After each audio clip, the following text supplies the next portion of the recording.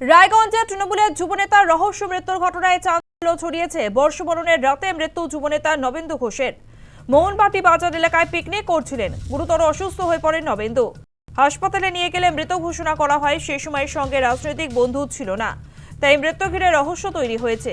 মৃত যুবনেতার বুকে আঘাত। সিসিটিভি ফুটেজ খতিয়ে দেখছে পুলিশ। দুজনকে গ্রেফতার করেছে পুলিশ।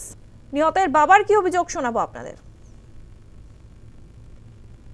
দাদা গেল, হ্যাঁ বলো দাদা গেল, ওইদিকে পেচ্ছাপ করতে গেল কি কী করতে গেলো আলো ওই ওখানে।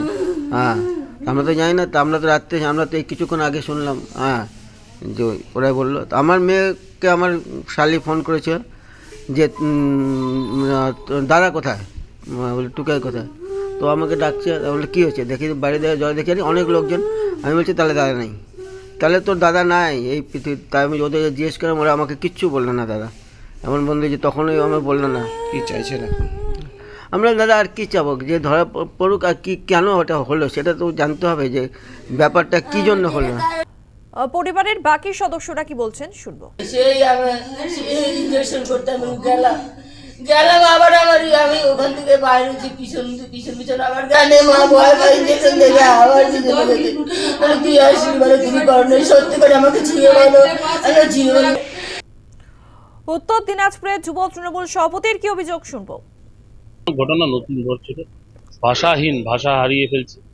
কে কারা ঘটিয়েছে, দুজন অ্যারেস্ট করেছে এসপি সাহেব, দুজনকে অ্যারেস্ট করেছে। তদন্তর বিষয় আছে, কি কারণে ঘটলো, কিসের জন্য ঘটলো, সেটা তদন্ত সাপেক্ষের ব্যাপার আছে।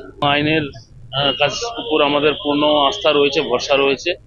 আগামী দিনে এরকম ধরনের যাতে ঘটনা না ঘটে আমাদের সরকারের আমলে আমরা দেখব। আর আমাদের একজন কর্মীকে, একদম অ্যাক্টিভ কর্মীকে আমরা হারিয়ে আমরা সমব্যথী রয়েছি, বেদনায় রয়েছি। কিন্তু এটা মুখে ভাষা প্রকাশ করা যাচ্ছে না, কেন এই ধরনের ঘটনা ঘটলো, কি কারণে ঘটলো, এটা খতিয়ে দেখতে হবে। শুনলেন জেলা যুব তৃণমূল সভাপতির অভিযোগ। কি কারণে এই ধরনের ঘটনা ঘটলো তা খতিয়ে দেখতে হবে, এমনটা বললেন। পাশাপাশি তিনি বললেন এই ঘটনা অনভিপ্রেত, অর্থাৎ তারা আশা করেননি এই ধরনের কোনো ঘটনা